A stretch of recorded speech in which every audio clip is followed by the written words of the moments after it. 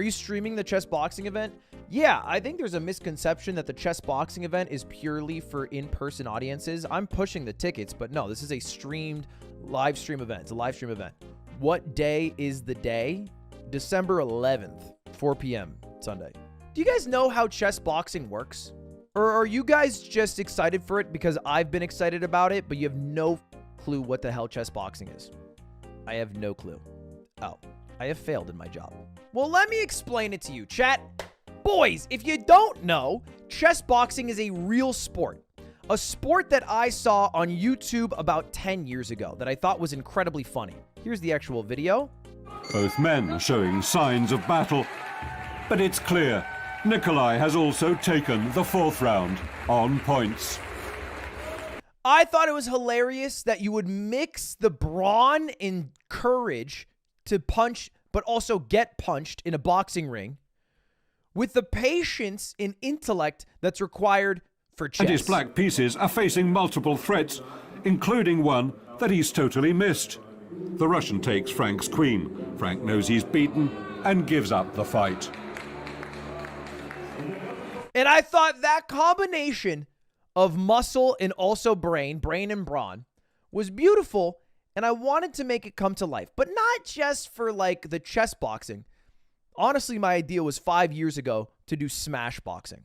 And I wanted to do a Smash Boxing event where you play Super Smash Bros. For a game, and then you punch somebody in the face and get punched in the face. Then you play Super Smash Bros. For a game as a main event at one of the Smash tournaments that I would be able to be a producer on. That was my idea. And I brought it up to several companies. I was like, yo, what if I get in the ring and start punching somebody and then we play Smash? But coincidentally, you might know this name now. The person who said, no, this idea is dumb, it's going to cost way too much, and it has way too much liability, was actually Ken Chen. Ken Chen said, I don't think this event is very smart and safe. Which, hey, I get it. And so I waited. I bided my time until I got rich enough laughing at a couple of TikToks and doing a couple of subathons that I could run my own event. Enter the Mogul Chess Boxing Championship. 9 total bouts, 2 of which would be an unheard of sport, Smash Boxing, and 7 of which would be popularizing the little-known sport of chess boxing. All of the participants either being professional Smash players or chess players or influencers, streamers, YouTubers, etc. That was the idea. And I started working on this idea at the beginning of 2022. It's been like a year in the making. And, you know, we had some practice, some run-ups. We did like the Mogul Money Live. Like that was a big test. Can I do well in front of an audience? Will people want to go to events that I make? Will people enjoy the events that I make, etc.? But there was only one problem. Although I was very excited about the idea, I don't really know what the fuck chess boxing is. Like many of you guys, I had just seen it online, but I didn't really know how it actually worked in practice. And so we sat down and we made a rule set. 7 total rounds. Each player has 5 minutes of time on their chess clock. No additional time added per move, just 5 minutes. And anytime your opponent makes a move, your clock starts ticking down. Round 1 would be a chess round. 2 minutes of total time for that round. Round 2 would be a boxing round. And I made it 90 seconds for the boxing round. A little bit shorter than the chess round, but mostly because I'm having Disguised Toast fight and not a professional fighter. And that guy has about 5 months while also trying to run Apex Legends events. So I don't really want it to be in the ring for too long to get, you know, a higher risk of concussions, injuries, etc. And then it would repeat. So 2 minutes of chess, 90 seconds of boxing, and then you keep doing that until the 7th round, which because each player has 5 total minutes on their clock, you do a little math here. That means combined, they have 10 minutes total. 2, 4, 6. Okay, so the final round has to be 4 minutes of chess, which means by the end of the 7th round, by the end of those 4 minutes, someone will guaranteed have to have run out of time. Somebody will have to win just by pure nature of how the chess clock works. And the rest of it's pretty simple. There's a few outcomes. Outcome number 1, checkmate, you win. Knockout, you win. Opponent runs out of time in chess, also win. What about stalemate? That's a good question. If you don't know, a stalemate in the game of chess is when you make a move that prevents you from moving any pieces. Like your opponent makes a move that prevents you from moving any pieces. You're basically not allowed to make any legal moves that is considered a stalemate. And so if there was a draw, then you would go by boxing score. So we'll have professional officials who know about boxing, and they will score how the boxing rounds went, and whoever performed better in the boxing will be the winner. Now, with that out of the way, that's the premise of how the event is going to work. Let's take a little bit of a look at some of the matchups, and let's make some predictions. Oh, actually, I forgot. You might be wondering, how does Smash Boxing work? Because Smash Boxing's a little bit different because you're playing a game of Smash rather than playing 2 minutes of chess. So the way that Smash Boxing is going to work is round 1, 1 game of Smash. Round 2, 90 seconds of boxing. Round 3, 1 game of Smash. Round 4, 90 seconds of boxing. Round 5, 1 game of Smash. Round 6, 90 seconds of boxing. And round 7, 1 game of Smash. It's the exact same format. It's 7 rounds, but rather than 1 round of chess, it's going to be 1 game of Melee. So what are the possible outcomes for this? Well, you get a knockout, you win. Win 3 games of Smash equals win. Because this is a best of 4 in Smash. There's 4 total games, so it's a best of 4. Number 3, tie in Smash, best boxing score wins. All right, that's how both formats work. Now let's jump into the matchups. In our first matchup, it's between Spud and Toussaint. Now, these are both Smash players. If you don't know, Spud used to be the best player in Australia at Super Smash Bros. And he's going up against Toussaint, who is the 2nd best Puff player in the world. So I'm curious to see how this one will go. Because I think Spud, although has been training in boxing, is going to get absolutely gapped in boxing. And imagine having to play against a Jigglypuff after getting punched in the face. I feel like Jigglypuff is the greatest character to play for Smash Boxing. But Spud, again, is one of the greatest Smash players from Australia. He's a force. Who do you think wins? All right, 57% of you think Spud will win. 57% think Toussaint will win. 42% thinks Spud will win. 57%. All right. Okay, not bad. The next matchup, I think, is even a bit juicier.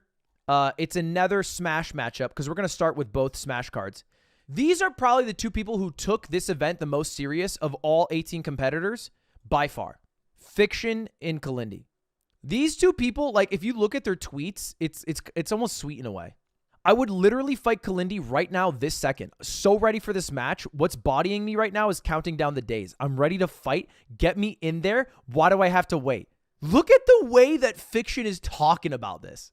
Getting excited, says Kalindi, his opponent. And I'm so glad it's Fiction.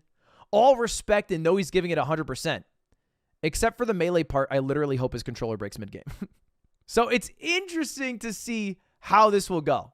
They both seem pretty amped for the fight. And I think they've both taken the boxing aspect of it very seriously. Question is, who do you think will win? They're both incredibly even in terms of Smash skill and in terms of boxing ability. I don't know. I actually don't know. I don't have a gut call. Fiction's the better gamer. Here's the thing about it. Even if Fiction's the better gamer, if you get punched in the face, you're not going to be playing that well. That's just kind of the fact of the matter. All right, 67% towards Fiction, 68% Fiction. Ooh, oh my God. Oh my God. Oh my, you guys are savage.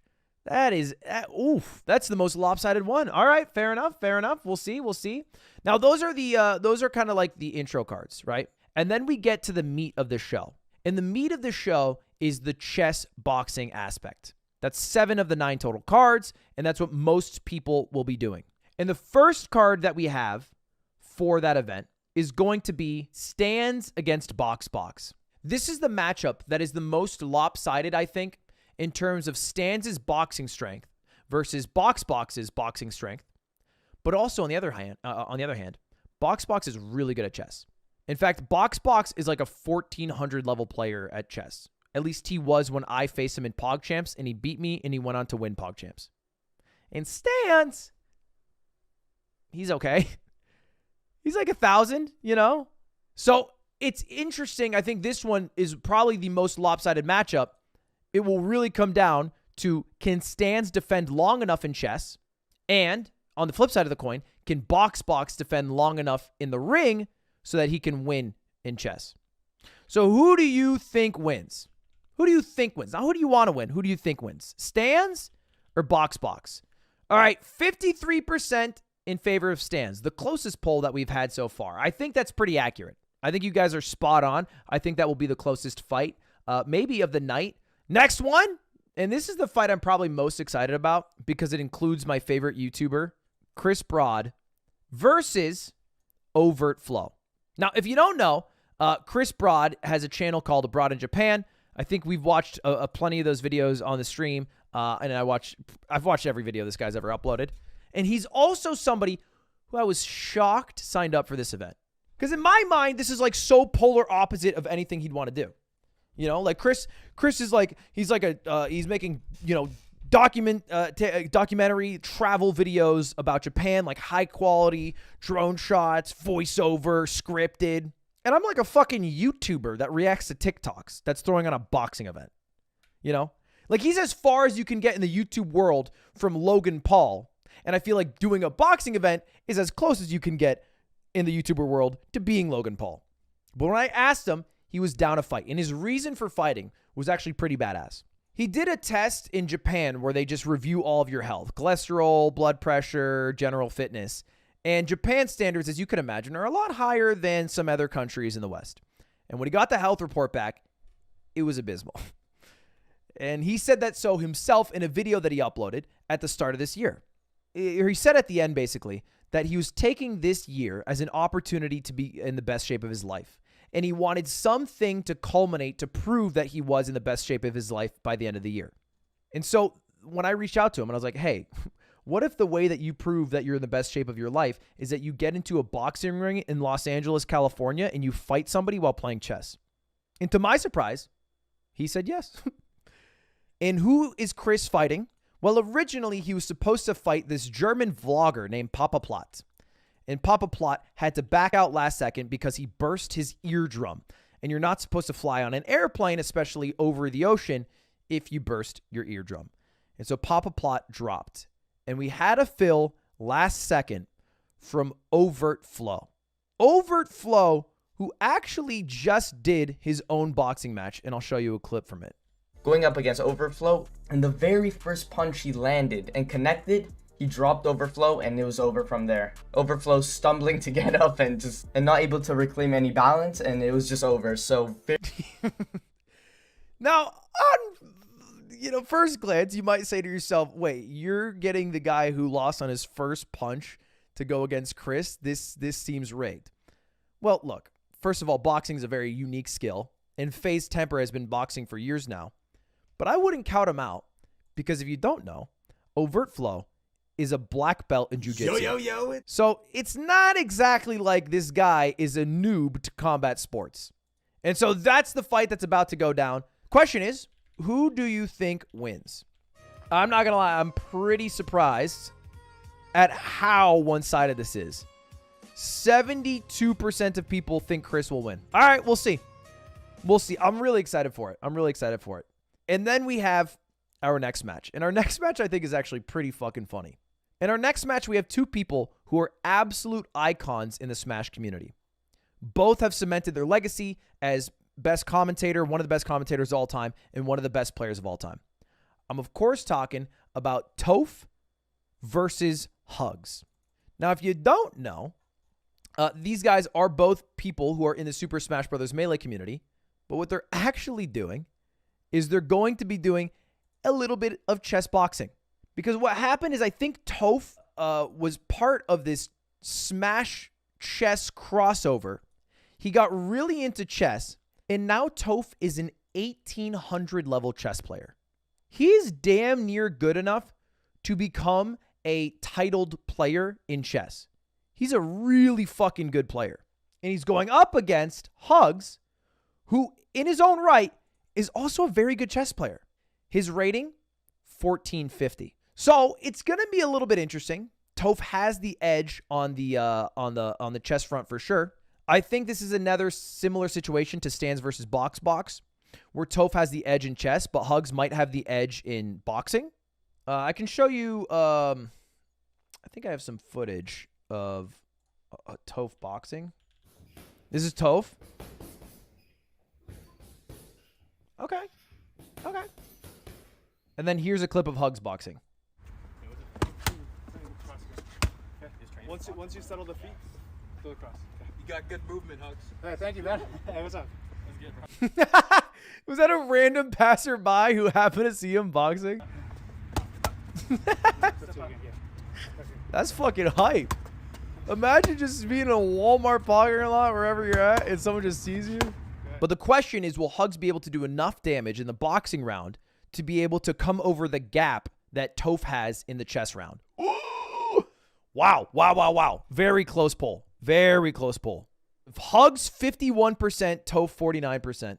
Okay, that is our new tightest poll. Next, this fight will be really interesting because of all the fights, this is the only fight with 2 professional chess players. It's going to be Chess Bra, aka Amon, who's going to be fighting against Trent. So it's Amon versus Trent. This is Trent that you're watching right now.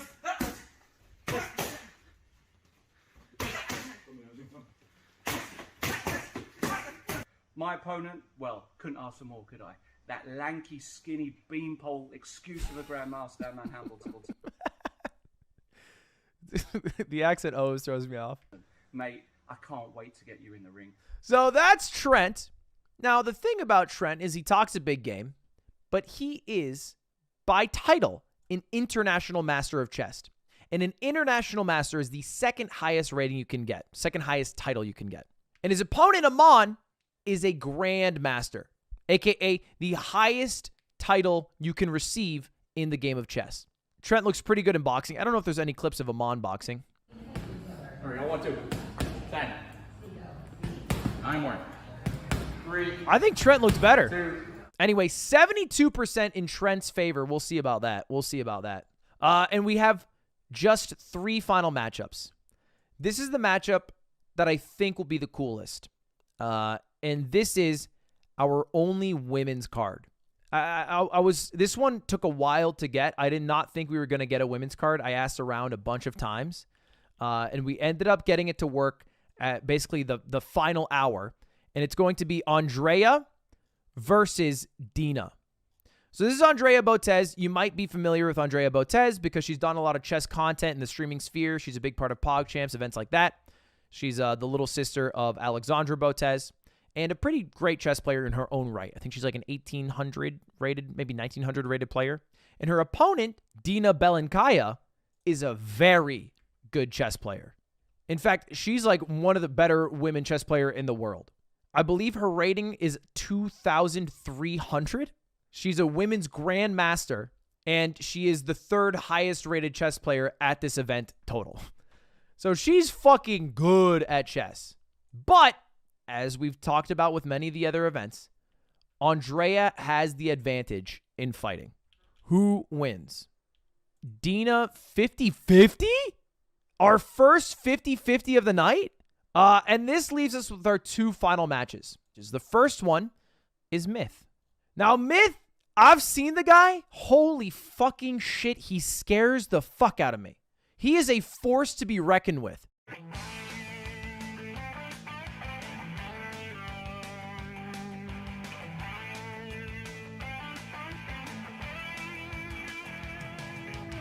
He looks pretty fucking scary. And this is one of the few cards where they don't give a shit about the chess. A lot of the people, one is good at chess, one is good at boxing. This card, they don't give a fuck about the chess. This might as well be a traditional boxing match. They just want to rock. And his opponent was supposed to be Boy Boy. But I use the word supposed to be because this was Boy Boy. This is I Did a Thing. And so Boy Boy had to drop out last second. And for a while, I was afraid that we wouldn't have Myth fight at the event. Enter our last second hero. You might have seen this guy on YouTube, Churdleys. If you don't know, Churdley's does a lot of sketch comedy. Also does a bit of boxing on the side. I had no fucking clue. I just like the guy's video. I just think he's funny. And I found out that he also did some boxing. And he did a professional fight in the UK with Daz in Boxing, like one of the bigger boxing people. Boy, Jay's punches are way harder. Look at the guy he's fighting, bro. He's fighting like an amateur boxer here. So what he told me is that he signed up for this boxing event in the UK, and he thought it'd be somewhat similar to Creator Clash, you know, a lighthearted event where creators get together and they fight. He shows up to the UK and he finds out that he's the main card of the entire event in a sold-out arena, and it is an incredibly sweaty, like amateur level boxing event. Nice. All right. Boy, Jay's punches are way harder. Good right. Oh, good jab from Jay. Watch the left hook. Good Nice body rip to the shot. body. Oh! Get those gloves up. You got a chin on him.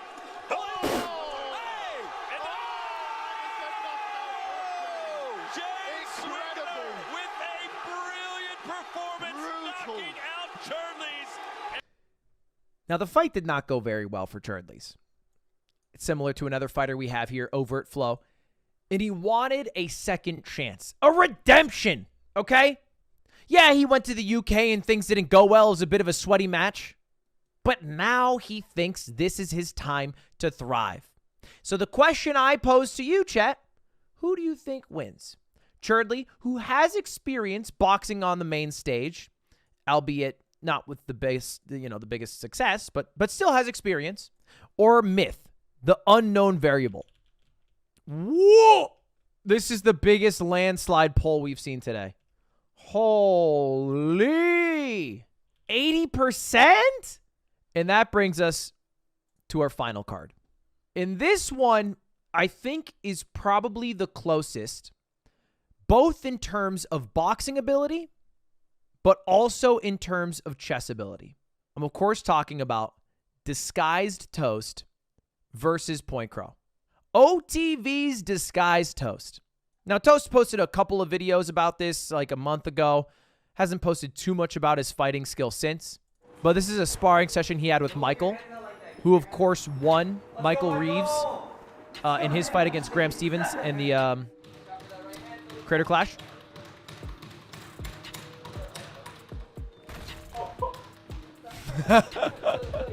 And so he's been training with Coach Quick, who's one of the most popular coaches in the YouTuber boxing sphere, and he's going up against Point Crow. Point Crow, who, by the way, has been radio silent on his training. But I did see the guy. I saw Point Crow in person, and he looked fucking good. And I didn't know this, but apparently Point Crow used to be a collegiate rower. So this dude, he can be a pretty bulky guy. He can be a pretty tough cat. But he's being very radio silent about what actual skill he has in the boxing ring. So I'm not too sure. I'm not too knowledgeable on how good he is compared to Toast. And that's the matchup. Who do you think wins? Disguised Toast or Point Crow, chat? Whoa, wow, Point Crow sweep. I wonder why. Toast too busy? I think you don't know Point Crow because that man has been traveling around the country to make insane streams over the past couple of months. I think it'll be a lot closer than you guys think. But this is your guys' predictions. You got Two Saint Fiction, Stans, Chris Broad, Hugs, Trent, Andrea, which was a 50-50, Myth, and Point Crow. Chat, if you get them all right, I'll come back the stream after the event, and I'll gift out 500 members. If you go 9 for 9, I'll gift out 500 members. That'd be insane. And so that's the chess boxing event. That's what's happening December 11th. That's the 2 Smash undercards and then the 7 main chess boxing cards. It's going to be commentated by me, Matt Thomas, who is the chess boxing world champion from 2018, and Gotham Chess, the biggest chess YouTuber in the world. So us three are all going to be teaming up to commentate that event for you guys. It should be fucking fun. It's a free-to-watch event. It'll be on my stream here for free for anyone to watch, or you can come in person if you want. We're selling tickets the day of, up to now and the day of.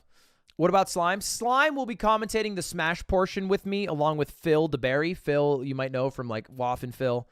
They'll be commentating the Smash portion. Where do I get tickets? Fake commenter that I made up so I could plug it again? Oh, good question. You get it at ludwig.gg. You get it at ludwig.gg. This is also the website where we're selling the merch. I know a lot of people on the subreddit have been asking about the merch. Does anyone know if the hoodie Ludwig is wearing is a chess boxing exclusive or if it'll be sold online? It will be sold online, but we don't have that many. So I think the online ones will sell out very quick. But this is the website where it'll be sold. This is a countdown not only to the merch, but also to the event itself. Can we watch it online? You can watch the event online for free at ludwig.gg or just on my YouTube channel, youtube.com/@Ludwig. Literally how you are watching this stream is how you'll watch the event. There's no special pay-per-view fucking bullshit, whatever. It's just a free event to watch. Just watch it.